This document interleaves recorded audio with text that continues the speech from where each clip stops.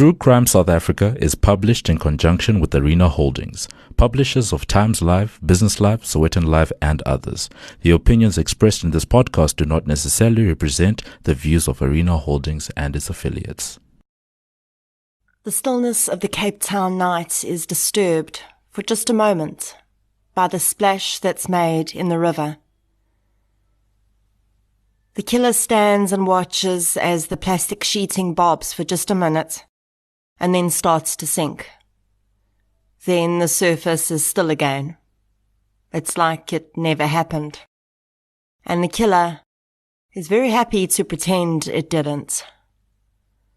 This is True Crime South Africa. I'm Nicole Engelbrecht, and you're listening to episode 104, The Murder of Graham Chatburn.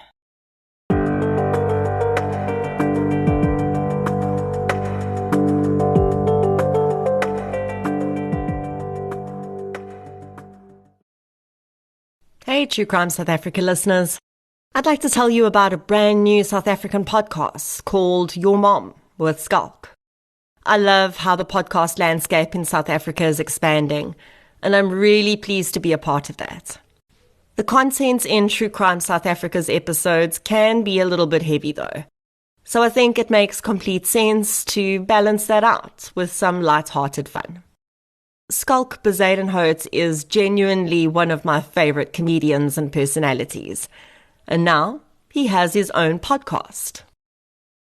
Hello there, all you crime junkies, you sickos. It's Skulk Bezuidenhout here. I'm sorry to interrupt the murder or the robbery or whatever heinous crime Nicole is telling you about, but I just wanted to tell you quickly about a new podcast that I'm hosting called Your Mom with Skulk.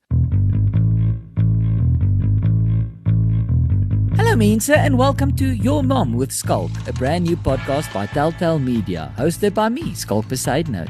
Now on this show, we're going to journey deep into the lives of really lekker people. Some of them are my friends, some of them I wish were my friends. But I don't want to speak to these exceptional people, these celebrities directly. I mean, eerlikheid mense, I think we are all so tired of listening to celebrities. Everyone and their mother, excuse the pun, has a podcast where they interview celebrities. So we're not going to speak to the celebrities directly, but rather about the celebrities through the people that know them better than anyone, which is, of course, their mothers. I am sitting here, mense, in the house of Tannie Gail Goliath. I am sitting in the house of Jack Parow, Bertus Basson, Simonay Pretorius en haar ongelooflike maat Tannie Tinkie. Leclos, né? Leclos. Oh, sorry, my bad. No, I'm joking. The woman of the hour for me is The Queen. The Queen. It's my favorite words of you know that? I can't wait for the journalists to hear that. This is who I want to speak to. Their mothers. Your favorite word is but you don't like tattoos. Nee, fok, dit is nou regtig die einde. Subscribe on Spotify, Apple, or wherever you get your podcasts. Or check us out at telltale.media/skulk. I mean, it would be a crime not to. Anyway, back to you, Nicole. Donkey. I highly recommend you go follow Skulk's podcast right now on whatever platform you're listening on. Now, let's get back to the show. Before we get into today's episode, I'd like to thank a few people who've supported the show through Patreon recently. A huge thank you goes out to Angelique Venter, Maxine, Angelique Nongazu, Tyler Heck, Makozaza Kanyile, and Monique Timmerman. Thank you so much, everyone. Your support really does make a huge difference. If you'd like to support the show through Patreon or PayPal, I'll leave a link in the show notes. The case I'm covering today is quite old. It's from 1992. So not as old as me, but close. But it's all still extremely relevant, and it's been requested quite a few times. I think the interest in this case comes predominantly from it being a female murderer. People are always fascinated by that, and you know how I love to blow the myths around female killers out of the water. equality in all aspects, and all that. I also think the ongoing interest in this case comes from all the unanswered questions. And really, there hardly ever is a case in which all of the questions are answered by the time the judge's gavel drops. But in this one, it really does seem that someone may have got away with murder. In researching this episode, I used an excerpt from Mickey Pistorius' book, Fatal Females, an episode of Huisgenoot Ware Lewensdramas, and several media articles. So let's get into episode 104, The Murder of Graham Chatburn. The following episode may contain sensitive material, including descriptions of violence, sexual assault, or graphic descriptions of injuries to victims. If you feel you may be triggered by such material, please consider this before accessing our content. To access trauma counseling or services, please see the helpline information on our show notes. Graham Chatburn grew up in a family of 5 siblings, of which he was the oldest. His brother Noel says that he was the most lovable and caring older brother he could have wished for. And although they grew up very poor, almost all of his best memories of his childhood revolve around his oldest brother. When Graham left school, he, like many young men at the time, joined the railways, and he would stay in this industry for most of his adult life. Also, like many other young men, Graham married young. He met and married his first wife almost straight out of school, and had 2 children from the marriage. Sadly, that marriage did not last, and he remarried not long after his divorce from his first wife, and had another 3 children with his second wife. The daughter he had from this marriage, Jennifer, shares some fond memories of her dad with the producers of Huisgenoot Ware Lewensdramas. She says that her dad was a huge joker, and would often have them in stitches, but he also had a really soft side. She recalls sitting and watching movies with him, and if the scene was particularly emotional, she would look over to find her dad with a blanket over his face. He was trying to hide the fact that he was crying. Sadly, she also says that she didn't really get to see much of her dad growing up, because his work on the railways meant he was often working 16 to 18-hour shifts.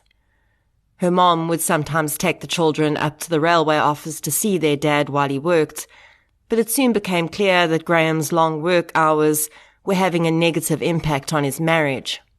And when Jennifer was in matric, her mother and father divorced. Graham had always been a regular churchgoer, but after his divorce he started going much more often, and soon became a trusted member of the congregation, who the pastor looked to welcome new congregants and those experiencing difficulties in their lives. Graham and Jennifer shared a flat for a while, and Jennifer jokes that although she did her best to cook for her dad, she often found takeaway receipts in his pockets, and she acknowledges that she hadn't been the greatest cook. This time in their lives was really quite special to Jennifer, because it was the first time she was really spending a good amount of time with her dad, and she really was enjoying getting to know him. It wasn't long after they'd moved in together, though, that Graham started to mention the name of a woman he'd met at church, and it soon became clear that this woman was fast becoming much more than a friend. When Louisa du Toit had first started coming to the church that Graham attended, she'd been introduced to him as a new congregant and someone who was going through a really rough time. The 30-year-old woman had recently become a widow when her husband of 12 years had taken his own life, and she'd started attending the church as a way of finding support and healing, she said. Louisa du Toit was born Louisa Griffith, the only child of her parents in Kimberley in the Northern Cape. When Louisa was 4 months old, her mother deserted her and her father. Her father allegedly neglected Louisa so badly that she ended up being placed with her grandparents. As soon as she matriculated, she married Fanie du Toit, and they would end up having 2 daughters together. Louisa and Fanie were married for 12 years, when on the 30th of July 1989, the man took his own life with a gun registered to Louisa. A full inquest was held into his death, and it was ruled as a suicide. Louisa started attending church and met Graham Chatburn, and she was immediately attracted to him. Jennifer describes her father as having been quite a catch. She said he was friendly, well-spoken, kind, and took incredible care of his appearance. She could completely understand why Louisa would have been drawn to him, but she and many other members of the family felt that the relationship had moved far too quickly. Graham was also 17 years older than Louisa, and although that didn't seem like an issue for the couple, Graham's children did seem quite uncomfortable with having such a young stepmother. Jennifer acknowledges, though, that Louisa was a very attractive woman, and she went out of her way to dress in eye-catching outfits. Within 4 months of meeting, Louisa and Graham were married. His family was shocked both at the suddenness of the event, which they hadn't really known was going to happen, and also at the fact that Louisa didn't seem to have taken any time at all to grieve for her first husband. She'd been married to Fani for 12 years, had 2 children with him, and suicide is a particularly traumatic way to lose a loved one. Those who cared for Graham were concerned that the woman was jumping into the marriage without first having processed her loss. But the couple were adamant. They moved into a house together in Kraaifontein, and Jennifer, around that time, had also met and married her husband, so she was off doing her own thing, and didn't really pay much more attention to her father's new wife.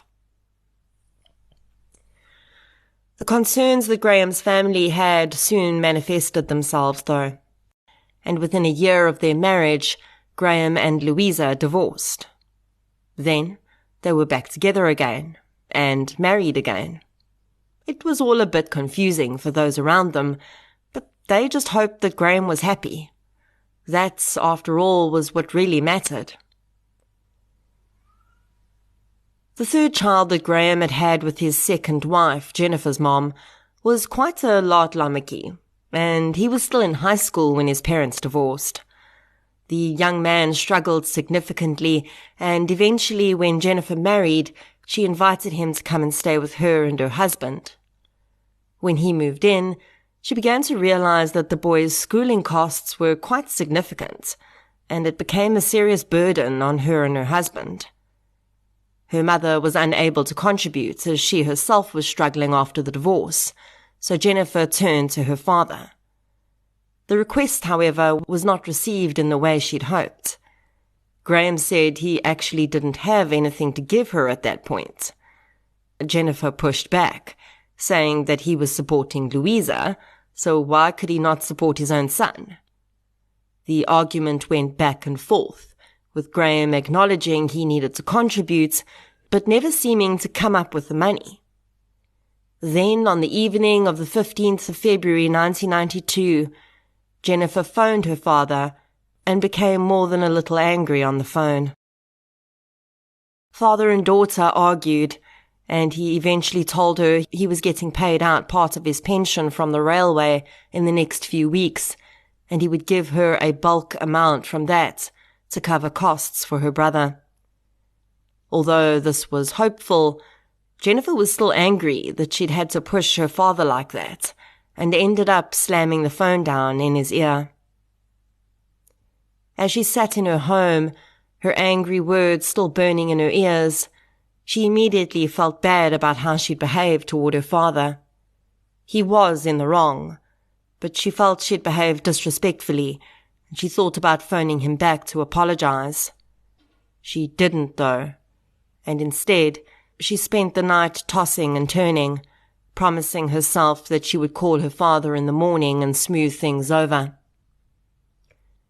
Jennifer would sadly not get that chance, though, as before she could make any calls on the 16th of February, she received a call from her uncle. He told her that her father had gone out for a walk that morning and he hadn't come home. Louisa had reported him missing late that afternoon, and her uncle, who lived close by to Graham, gathered up some friends and went to search. They knew Graham enjoyed walking on the nearby school fields, which led into a park area, so that's where they started. They searched long into the dark that night, but there was no sign of Graham. Jennifer says that she was beside herself. Louisa had said her father had gone to walk after having a restless night following their argument. She felt even more guilty at that moment for having fought with her father. Jennifer lived in Pretoria and felt completely helpless. She was sure that at any minute she'd get the call that her father had come home safe and sound, and she'd be able to apologize to him for their argument. She said that in the days after her father's disappearance, she felt like she was playing phone ping-pong. She bounced calls between her uncle and her grandmother asking, "Have you heard anything?" Each time the answer was, "No, nothing yet." The search continued in Kraaifontein and surrounds into the 17th and 18th, but not a single lead was uncovered. There are, of course, a limited number of avenues that can be investigated in a situation like this. Graham Chatburn was an adult male. He hadn't had any serious health issues, although Louisa had claimed that after his argument with his daughter, he'd had a mild asthma attack. He'd seemingly left the house of his own volition and hadn't told Louisa where he was going to walk, so the possibilities were almost endless. The argument with Jennifer also presented the possibility that Graham may have simply gone to cool down. In fact, his daughter at one point thought perhaps that he was on his way to Pretoria to see her. She half expected him to walk in the door at any moment, but that never happened. In the meantime, on the 18th of February 1992, a municipal worker cleaning refuse away from the banks of the Liesbeek River, which runs through several Cape Town suburbs, spotted a bundle of plastic floating in the water. The man hooked his stick onto the bundle and pulled it to the shore, and to his horror, found a human body inside. The body found in the river was clearly that of a male, but February was a relatively hot month, and being in the water had caused the body to start decomposing. One of the hallmarks of a body disposed in water or someone who's drowned is bloating of the body, as well as discoloration of the skin, which would make identification extremely difficult. There was one very peculiar thing about the victim, though, which added to him having been wrapped in plastic sheeting, also proved that this was quite clearly a murder. The victim had been shot through the head with a crossbow bolt, and the bolt was still in the man's head. The man was also completely naked, save for a pair of boxer shorts. The body was retrieved, and initial assumptions were that this was perhaps a member of the local Chinese mafia, who'd been involved in the shark fin trade and been killed by his fellow mafia members. In fact, when the find was broadcast on radio stations later that day, this is exactly the story that accompanied it. Graham's family heard about the recovery, but didn't think much of it at all. After all, the reports had said that the body of a Chinese man had been recovered, and that it was linked to organized crime. That had nothing to do with Graham.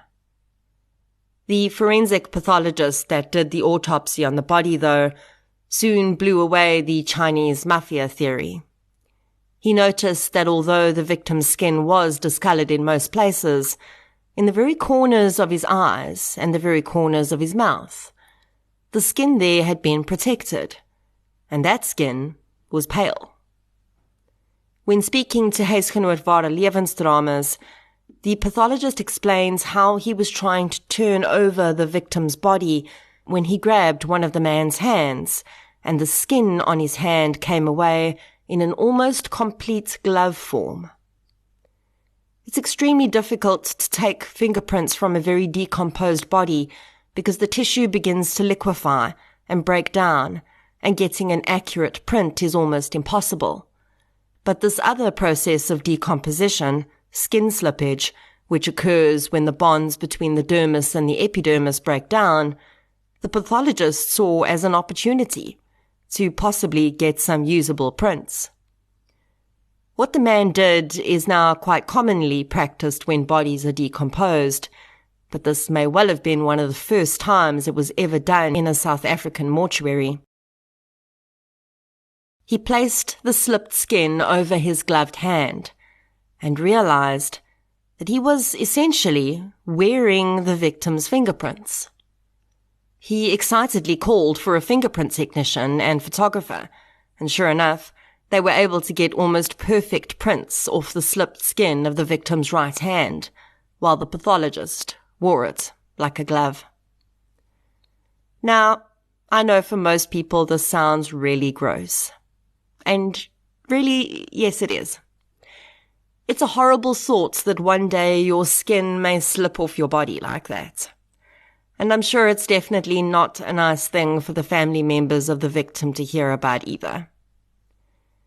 But every time I hear about this being done, I cannot help but think about what a beautiful act this actually is. I know, I'm strange, but bear with me. Unidentified victims, in addition to losing their lives, have lost the one thing that connects them with the world, with those they love, and really with their entire identity, their name. Your name is just a label after all, but it holds tremendous significance when you no longer have it, or when someone else doesn't know what your name is, and you can no longer speak for yourself. An unidentified victim is not likely to get justice if they're murdered, because the entire premise of crime investigation is beginning with the victimology. And you can't have an idea of victimology if you don't know who the victim is. Our fingerprints are one of the parts of our body that are 100% unique to us. No one else in the world, okay, the odds are minuscule, will have the same whorls and ridges as you. So this act of this complete stranger, this mortuary assistant or pathologist, who doesn't know you from a bar of soap and has no reason to go any further than just doing the basics of an autopsy. Folding the tissue that once belonged to a living human being over their own living hand, in the hopes that they can bring your memory back to life and give back your name. I don't know. I just think it's such an act of grace and compassion. It's like the living holding hands with the dead for just a moment, saying, I've got this. We'll find out who you are and give you your name back. Yeah, I know I'm a weirdo, but you're listening to the weirdo after all, so there's that. The fingerprints yielded from that autopsy did provide results. After being submitted to Home Affairs, the investigating officer assigned to the case received a name. The body in the Liesbeek River, with a crossbow bolt through the skull, was 49-year-old Graham Chatburn. The IO was in a different jurisdiction to where Graham's missing persons report had been made, so he didn't immediately pin the two together. But he did get Graham's address from his marriage certificate when he'd married Louisa, and he drove out to the house in Kraaifontein. Graham's parents had come to stay with Louisa after Graham had gone missing. They'd cooked for her and cleaned for her, and generally tried to make things easier on the woman during such a difficult period. They were there the day that the police investigator arrived to break the news to Louisa that Graham's body had been found. Jennifer recalls how she heard that her father was dead. She called her grandmother and asked, as she had so many times in the days prior, if she'd heard anything. The devastated older woman could only get out one sentence before she dropped the phone. "Your father is dead." Jennifer was inconsolable. She still believed that her father had gone out for a walk to clear his mind after their argument, and he'd clearly crossed paths with a madman who'd taken his life. Racked with guilt, she got into her car with her mother and drove the 1,200 kilometers to Cape Town. As detectives attempted to uncover any motive for Graham's murder, they, as is standard practice, started with the person closest to him, his wife, Louisa. She said that although they divorced and remarried, they were now very happy together, and she had no idea who would want her husband dead. In a search of Graham's car, police found paperwork in the back seat which related to a life insurance policy which had been taken out to insure his life. This paperwork was bagged as possible evidence. The strange method of killing would be both a blessing and curse to investigators. There was no ballistics, no way of searching a database for a possible weapon to match up to, but the uncommon nature of the weapon itself meant that if they found someone with such a weapon, or with access to a crossbow close to Graham, there was a good chance they'd be close to his killer. The weapon in question, though, would not be found by police. Instead, it was found by a father and son walking through a park in Kraaifontein. The pair found the crossbow dumped in long grass, and recognizing it as a dangerous weapon, took it to the closest police station. Of course, there was a very good chance that this was linked to Graham's murder, considering the location and the fact that one didn't see crossbow murders or crossbows dumped in parks every day.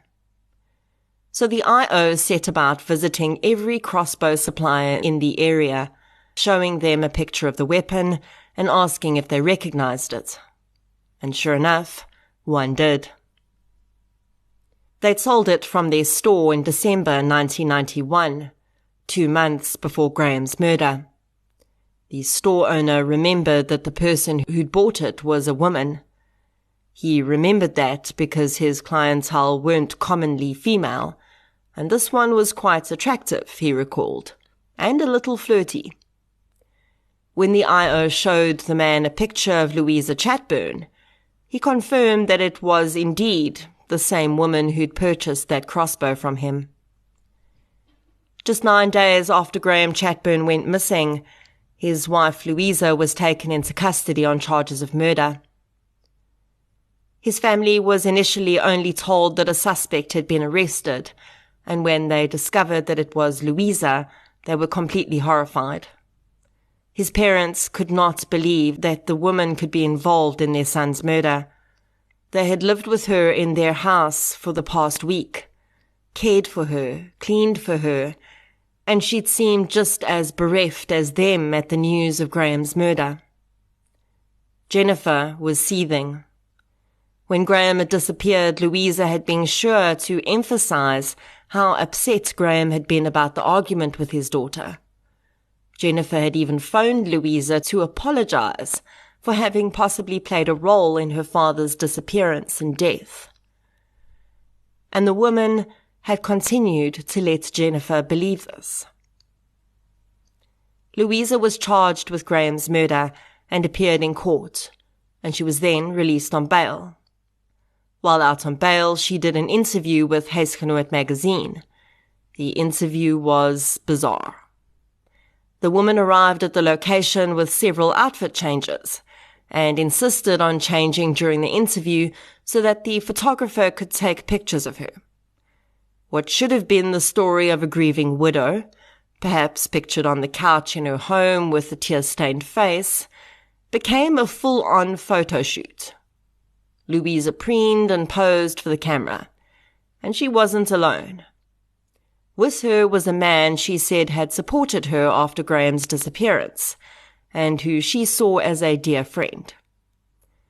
For two people who'd allegedly only known each other for 9 days, though, the pair seemed very close. The man, whose first name was Gerard, was married. He called himself an evangelist, and Louisa said he'd been sent by the church to assist her. But things just didn't add up for those watching the pair. In the photo shoots, Louisa drapes herself against Gerard. She sits on the floor next to him and rests her head on his knee. There was also talk that when they drove to the courthouse, Gerard's wife came with, but she would sit in the back seat while Louisa and Gerard sat up front. Almost from the first moments that Louisa became a suspect, police did not believe she could have committed the crime alone. The crossbow took a lot of strength to load, and Graham's body would have had to have been transported. Initially, Louisa denied any involvement in her husband's murder. Then she admitted that yes, she had been present when he died. According to her, Graham had asked her to buy the crossbow the previous December. She'd given it to him and hadn't seen it since then. But in the early hours of the 16th of December, she'd come downstairs to the kitchen to find Graham standing there with the crossbow in his hand. She said he had a strange look in his eyes, and she immediately thought about her previous husband who'd taken his own life. She lunged at Graham and tried to grab the crossbow from him, but in the struggle, she'd accidentally touched the trigger, and the bolt had fired into Graham's head. She said she'd been so scared that all she could think about was getting rid of his body, so she rolled him up in plastic and then put his body in the car. She'd driven down to the Liesbeek River and dumped him in the water. When forensics teams scoured the Chatburns' house, though, they found no trace of blood in the kitchen. The only place they did find blood was in the bedroom that Louisa and Graham had shared. When Louisa's trial started, she decided to plead not guilty of the murder of her husband, but when her plea explanation was delivered, it contained an entirely different scenario than the one she'd given police. Now, Louisa didn't claim her husband's death was an accident. She admitted she had intentionally shot him, but she said she'd only done so because he was sexually abusing her, as she claimed he had done for all the time she had known him, and she had eventually snapped on the evening of the 15th of December when she claims Graham had tried to rape her in their bed. She had retrieved the crossbow and killed him. Now it seemed clear to the prosecutor, at least, that this change in story had come as a result of the evidence that Graham's blood was only found in the bedroom. They believed that Louise had realized her accident in the kitchen story was not going to fly, so she changed it up. And perhaps she thought if she claimed her husband was sexually abusive, she could avoid jail time altogether. Jennifer explains how difficult it was to sit in the court and listen to the lies being told about her father. She says she felt helpless because no one actually knew her dad, but at least her brother and uncle would be allowed to speak about the impact of the crime on her family and portray, even in some small way, what their dad was actually like as a person. The prosecutor told the judge that Louisa Chatburn was a manipulative woman who had lured Graham into marriage after her first husband died and she was left penniless. In Graham, the prosecutor said, Louisa saw a stable man with a good income. But according to him, she tired of him quickly, and they believed she'd also started another relationship. The man named Gerard, they said, was not just someone who'd come along after Graham's death to comfort her. They believed that he'd been the other participant in the murder. A woman who'd known Gerard for many years testified that she'd overheard a conversation between Gerard and Louisa about the night of the murder, and the pair had said that the plan had been for him to hide in the bathroom of the Chatburns' house while Louisa killed Graham and then help the woman to dispose of his body. Louisa insisted she'd committed the crime on her own, but when asked to replicate the actions of loading the bolt into the crossbow as well as lifting a dead weight, the same as her husband's body, into a vehicle, she was unable to do so. Throughout the trial, a replica of the skull with a crossbow bolt through it stood on the prosecutor's desk, underpinning the brutality of what Graham had experienced. And if that was not enough, the pathologist would testify that results from the autopsy indicated that it was likely Graham was not dead when he was dumped into the river. The prosecutor said that Louisa Chatburn was very clearly only telling part of the truth about her husband's murder, and there was no evidence that she'd been sexually abused by him. His 2 previous wives both testified that they'd never experienced any sexual abuse from Graham, and they'd both been married to him far longer than Louisa. The real motive was likely a combination of a love triangle and a financial motive. Perhaps Graham was getting ready to divorce Louisa again, this time for good, and perhaps she decided that this just wouldn't do. I also have to wonder about the conversation that Jennifer had with her dad that night. He told her on the phone that he was going to be getting part of his pension payout in the next few weeks, and that he was going to give a chunk of it to her to help care for her little brother. Had Louisa heard this and decided that Graham's children were not going to eat into her nest egg? The fact that she'd purchased the crossbow in December 91, and there was no proof that Graham had actually asked her to do so, meant that the murder was likely premeditated. Perhaps she'd planned to do it after Graham's pension paid out, but when she heard what he planned to do with the money, she had to move the timeline of her murder up. The judge would eventually find Louisa guilty of the murder of Graham Chatburn. Louisa, who had remained completely emotionless throughout the trial, only broke down once, and that was when she was sentenced to 25 years in prison. The judge said he believed the murder was premeditated from at least December 1991, if not before that. He also said he didn't believe she'd committed the crime on her own, and that she was clearly covering up for someone. That someone, he said, was very possibly Gerard, but his wife had given him an alibi, and he therefore could not be charged. As Louisa sat shaking her head in disbelief, she was ordered to start serving her sentence immediately at the female centre at Pollsmoor Prison. Although Jennifer now knew that her argument with her father had not directly led to his death, it didn't ease the guilt she felt for having had the last words she'd had with her father being ones of anger. She explained that it took a very long time to start slowly coming to terms with the decision she'd faced.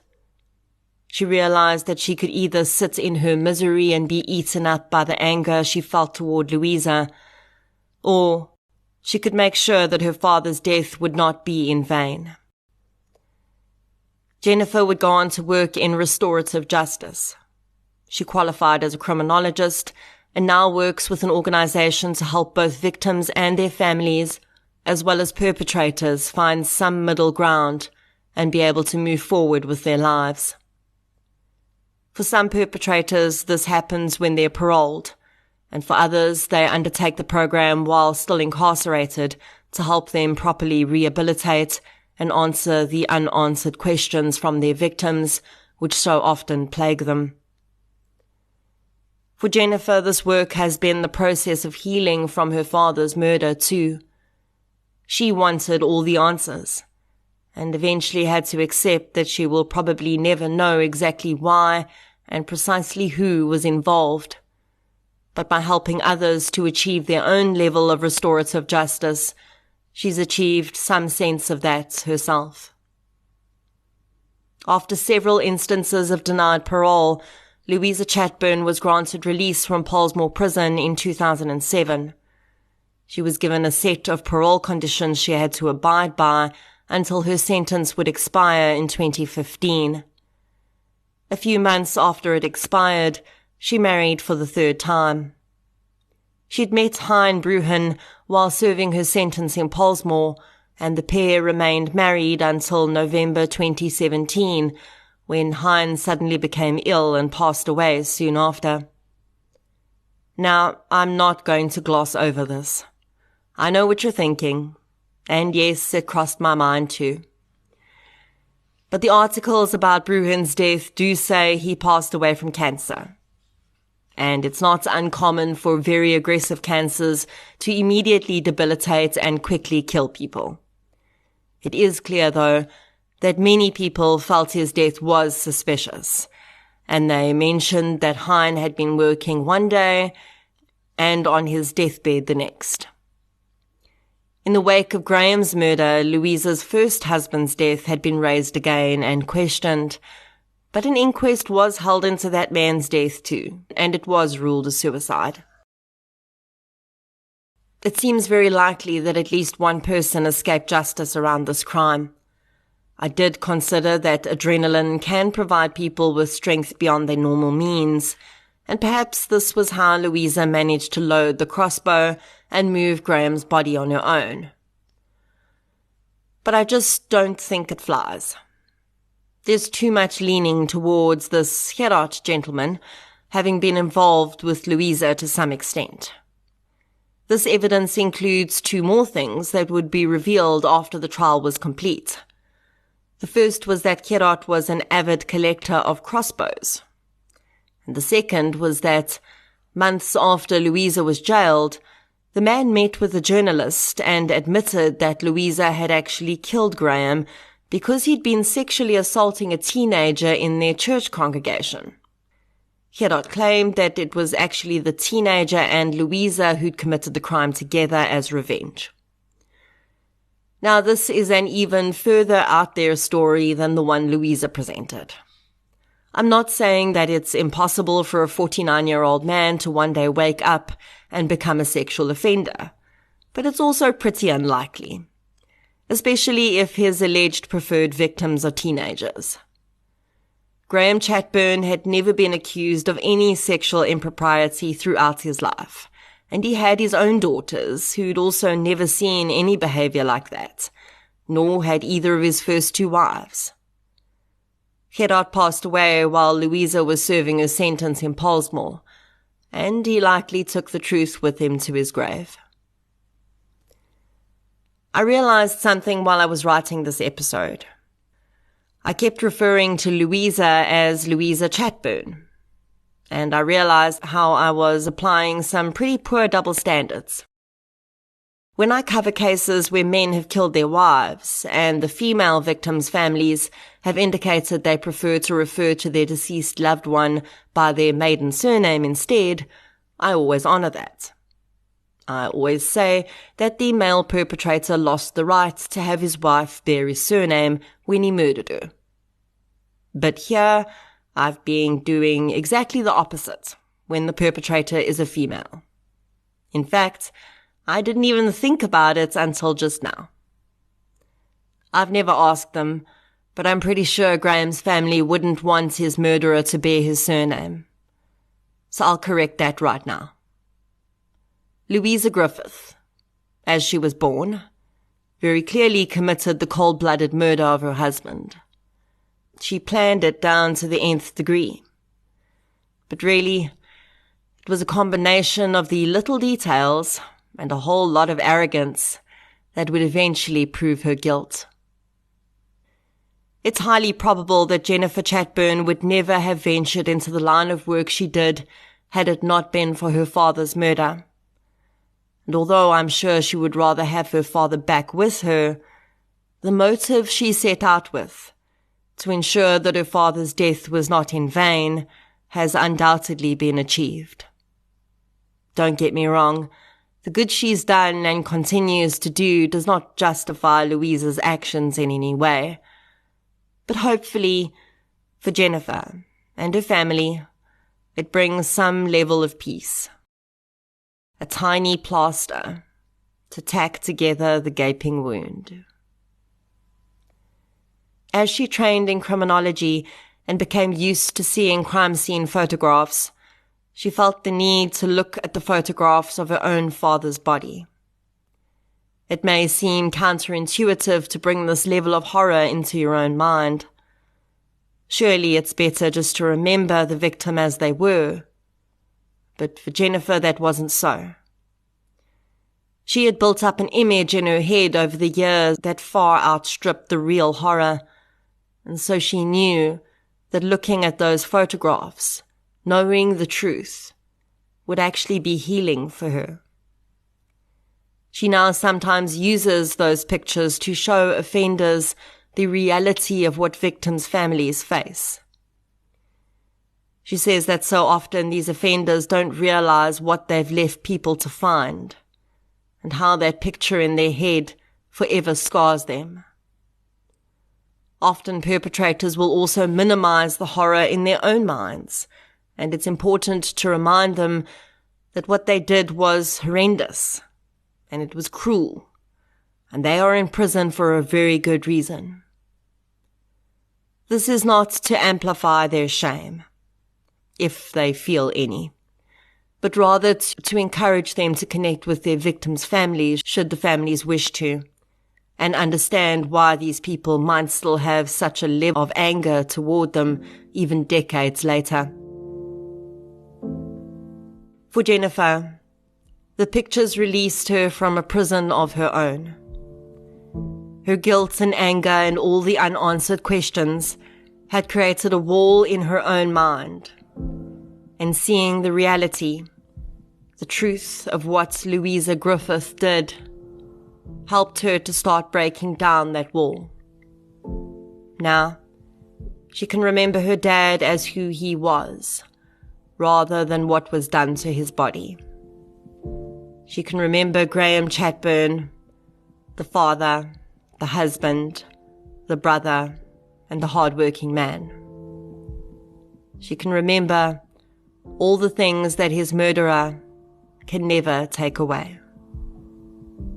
Graham Chatburn, rest gently.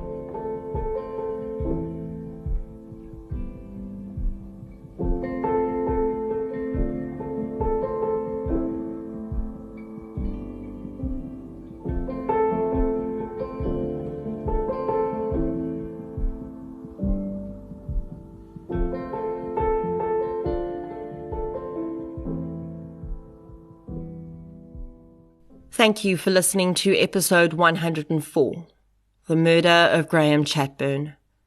If you'd like to hear more victim-focused true crime content, please subscribe to True Crime South Africa on the platform you're using to listen right now.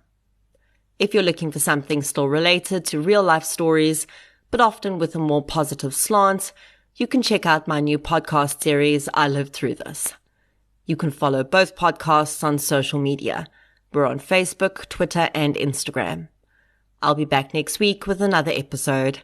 Until then, thank you for your support, and I'll chat to you soon.